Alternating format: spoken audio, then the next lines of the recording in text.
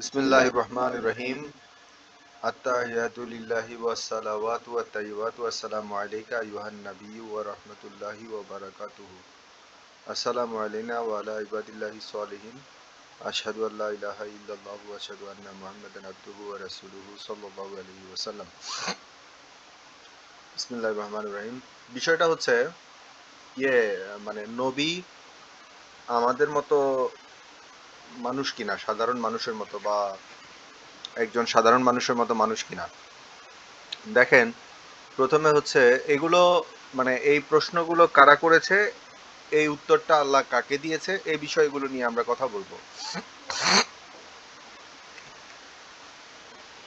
তাদের রাসূলগণ, যে যে কোনো রাসূলের বিষয়ে তাদের রাসূলগণ তাদের কাছে স্পষ্ট নিদর্শন, রাসূলগণ তাদের কাছে একদম প্রমাণাদি সহ কিতাব, তারপরে হচ্ছে আধ্যাত্মিকতা, তারপরে হচ্ছে আপনার মোজেজা, এগুলো সবগুলো নিয়েই এসেছিল। কিন্তু তারা বলল যে একজন মানুষই কি আমাদেরকে সঠিক পথ দেখাবে? মানুষ কিভাবে মানুষকে পথ দেখায়? এটা তাদের কাছে খুব আশ্চর্য লাগতো। তো আল্লাহ বলতেছেন তারা অস্বীকার করলো এবং মুখ ফিরিয়ে নিল, অস্বীকার করলো এবং মুখ ফিরিয়ে নিল। আরেকটা বলতেছেন যে এখানে স্পষ্ট বোঝা যাচ্ছে তার কাউমের, যে নবীর কথা বলা হচ্ছে সেই নবীর যে কাউম, কাউম মানে কি উম্মত, বা কাউম মানে হচ্ছে যাদের কাছে ইসলাম প্রচারের জন্য এসেছিল, তাদের মধ্যে কাফেরদের মধ্যে যারা প্রধান, যারা নবীর বিরুদ্ধে ষড়যন্ত্র করত, ওরা বলল আমরা তো আপনাকে একজন মানুষ ব্যতীত কিছুই মনে করি না। তো কাফেরদের সর্দার বলতেছে যে মানে নবীকে বলতেছে আর কি যে আপনাকে তো একজন সাধারণ মানুষ ব্যতীত আমরা কিছুই মনে করি না। আমাদের মধ্যে যারা ইতর, ইতর মানে কি, ইতর মানে হচ্ছে যারা খুব খারাপ লোক, যাদের বুদ্ধি কম, তাদের ব্যতীত আর কেউ তো আপনার কাছে আসে না। আমাদের উপরে আপনাদের কোনো প্রাধান্য দেখি না, আপনি তো কোনো নেতা না, আপনার প্রচুর ধন সম্পদ নাই, আপনি বংশ বা নবীর বংশকে খারাপ বলতো এরকম আর কি। বরং আমরা সবাই আপনাকে মিথ্যাবাদী মনে করি। তারপরে হচ্ছে পয়গম্বরগণ বলেছিলেন আল্লাহ হচ্ছেন, আল্লাহ সম্পর্কে কি তোমাদের কোনো সন্দেহ আছে, যিনি নবমণ্ডল ভূমণ্ডলের সৃষ্টিকর্তা, আসমান জমিনের সৃষ্টিকর্তা, আল্লাহ সম্পর্কে তোমাদের কি কোনো সন্দেহ আছে? তারা বলল যে তখন কাফেররা বলল যে তোমরা তো আমাদের মতোই একজন মানুষ, তোমরা চাও আমরা আমরা যেসব দেব দেবীর পূজা করি ওগুলো থেকে সরাই ফেলতে। এবার আল্লাহ রাব্বুল আলামিন আবার বলতেছেন মানুষের কাছে কি আশ্চর্য লাগতেছে, আমি মানে মানুষদের মধ্য থেকে একজনের কাছে ওহী পাঠিয়েছি যাতে সে মানুষকে সতর্ক করে। আবার আরেকটা সূরা দেখেন, সূরা চেঞ্জ আছে, সূরা চেঞ্জ, এই যে হুদ, আর এখানে হচ্ছে মুমিনুন। তার সম্প্রদায়ের কাফের প্রধানরা বলেছিল এ তো তারা পরামর্শ করতেছে আর কি, যে দেখো এটা তো একজন সাধারণ একজন মানুষ, সে মনে হয় নেতৃত্ব চায়। ওরা চাচ্ছে যে নবীকে অস্বীকার করতে, নবীকে অস্বীকার করার একটা উপায় হচ্ছে নবীকে সাধারণ মানুষ মনে করা। তারপরে দেখেন যে তুমি তো যদি তো তোমরা কাফেররা ভিতরে ভিতরে পরামর্শ করতেছে যে তোমরা যদি তোমাদের মতো একজন সাধারণ মানুষের আনুগত্য করো তাইলে তো ক্ষতিগ্রস্ত হয়ে যাবা। আমি যেরকম নবীও সেরকম, সুতরাং তার কাছে যাই, যদি তার কথাবার্তা শোনো তাইলে তো তুমি বিপথে চলে যাবা, সেটা বলতেছে। আবার আরেকবার আসছে সূরা মুমিনুন, এখানে দেখেন 23 নম্বর সূরা 24 নম্বর আয়াত, এখানে 23 নম্বর সূরা 33 নম্বর আয়াত, আয়াত দিয়ে সার্চ দিলেও পাবেন। তার সম্প্রদায়ের প্রধানরা যারা কাফের ছিল পরকালের সাক্ষাৎকে মিথ্যা বলতো, যারা একদম কাফের, যারা নবুয়তকে বিশ্বাস করে না, তারা বলল যাদেরকে আমি পার্থিব জীবনে, যাদেরকে আমি, আল্লাহ বলতেছে আর কি, যাদেরকে আমি পার্থিব জীবনে সুখ সুখ স্বাচ্ছন্দ্য এগুলো দিয়েছিলাম, তারা বলল যে এ তো আমাদের মতোই একজন মানুষ নয়, মানুষ ছাড়া কিছুই নয়, সেও খায়, সে যা খায়, তোমরা যা খাও, আমরা যা খাই সেও তাই খায়, তোমরা যা পান করো সেও তাই পান করো, তার কাছে যাওয়ার তো কোনো প্রয়োজনই নাই। কেমনে এই লোকটা বলে যে আল্লাহ একজনকে মানার জন্য, তার আনুগত্য করার জন্য, তার কাছে যে ইসলাম শেখার জন্য, এটা তাদের কাছে অবাক অবাক লাগতো। তারপরে আরেকটা হচ্ছে যে আমরা কি আমাদের মতোই দুই ব্যক্তিতে বিশ্বাস করব? মুসা আলাইহিসসালাম এবং হারুন আলাইহিসসালাম সম্পর্কে বলা হচ্ছে যে ফেরাউনরা বলতো আর কি আমরা কি আমাদের মতোই, ফেরাউন মনে করতো ফেরাউনের মতো, ফেরাউন যেরকম একজন মানুষ, নবীও সে একই রকম মানুষ এরকম মনে করতো। তো সে বলল যে আমরা কি আমাদের মতোই এরকম দুই ব্যক্তিতে বিশ্বাস স্থাপন করব? তুমি তো আমাদের মতোই একজন মানুষ ছাড়া কিছুই নয়। এটাও কাফেররা বলতেছে। সুতরাং যদি সত্যবাদী হও কোনো নিদর্শন উপস্থিত করো। মুসলমানরা বিশ্বাস করে প্রত্যেক নবীর নিদর্শন উপস্থিত ছিল, নবুয়তের প্রমাণাদি ছিল, এটা 100% নিশ্চিত। আমি পরে বলতেছি নবুয়তের নিদর্শনগুলো কি কি। আবার আরেকটাতে আছে যে তুমি আমাদের মতো মানুষ ছাড়া তো কিছুই নয়, আমাদের ধারণা তুমি মিথ্যাবাদীদের অন্তর্ভুক্ত। আবার সূরা ইয়াসিনে আছে তোমরা তো আমাদের মতোই মানুষ, রহমান আল্লাহ কিছুই নাজিল করেননি, তোমরা কেবল মিথ্যাই বলে যাচ্ছ। আবার এখানে এই দুইটা আয়াতের মধ্যে কাল্ব নবীকে বোঝার জন্য আমি যেটা সুস্পষ্টভাবে বুঝি, নবীর কল্বটা ছোটবেলায় বা বেশ কয়েকবার অপারেশন করে এর মধ্যে ঈমান এবং হেকমত, আবার শোনেন, ঈমান এবং হেকমত ঢেলে দেয়া হয়েছিল কোথায়? ওনার পবিত্র কলবের মধ্যে। আবার কোরআন শরীফও নাজিল হয়েছে ওনার পবিত্র কলবের মধ্যে। এখন এই নবীকেই বলতেছে, নবীর কয়েকটা ফাংশন বলতেছে আল্লাহ, যে নবী কোরআন শিক্ষা দিবে কোথায়? নবী পাইছে কলবে, তোমাকে কলবে শিক্ষা দিবে। নবী নবীর কলব পবিত্র করছে আল্লাহ, নবী মানুষের কলবগুলোকে পবিত্র করে দিবে। নবী হেকমত পাইছে কলবে, মানুষের কলবের মধ্যে হেকমত ঢুকাই দিবে। নবী ফায়েজ পাইছে কলবে, নবী মানুষের মধ্যে ফায়েজ ঢুকাই দিবে। এই জিনিসগুলো পাওয়ার পর এই জিনিসগুলো পাওয়ার পর নবীকে আর সাধারণ মানুষ বলার কোনো সুযোগ থাকে না। আমি পরে আরো বলতেছি, দেখেন। তো এখানে বলতেছে যাদের অন্তর থাকে খেলায় মত্ত, মানে যাদের অন্তর অমনোযোগী, যাদের কলবটা বন্ধ, যাদের কলবটা সিলগালা করা, তারা, জালেমরা গোপনে পরামর্শ করে সে তো আমাদের মতোই একজন মানুষ, দেখে শুনে তোমরা তার জাদুর কবলে কেন পড়ো? এখন এই যে জাদুর একটা কথা বলতেছে, যে মোহাম্মদের জাদু, নবীদের জাদু, এটা কি? এটা সাকিনা, এটা ফায়েজ। এবার দেখেন, আপনি যে বিষয়ে আমাদেরকে দাওয়াত দেন, কাফেররা বলতেছে যে আপনি যে বিষয়ে আমাদেরকে দাওয়াত দেন সে বিষয়ে আমাদের কলব আবৃত, আমাদের কলবের কানের মধ্যে পর্দা লাগানো, আপনার এবং আমাদের মাঝখানে আল্লাহ একটা অদৃশ্য অন্তরাল বসায় দিছে। সুতরাং আপনি আপনার কাজ করেন, আমরা আমাদের কাজ করি। এই জিনিসগুলোতে বোঝা যায় যে নবীরা যে স্পেশাল, এটা কাফেররা বুঝতো না। একটা মাত্র কারণ, এটা হচ্ছে যে তাদের কলব বন্ধ। তো এটা হচ্ছে কুফুরি আকিদা।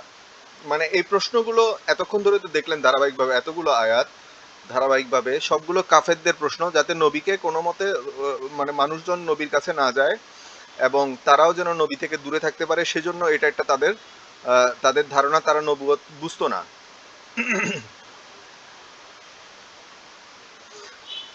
এখন দেখেন আল্লাহ বলতেছেন যে, আল্লাহ কি বলতেছেন? আল্লাহ বলতেছেন হচ্ছে, আল্লাহ কি মানুষকে পয়গম্বর করে পাঠিয়েছেন? মানুষকে তো পয়গম্বর করে পাঠানো হয়েছে। এই উক্তি কি ঈমান আনায়ন থেকে তাদেরকে বিরত রাখে যখন তাদের কাছে হেদায়েত আসে? হেদায়েত কার মাধ্যমে আসছে? হেদায়েত তো নবীর মাধ্যমে আসছে।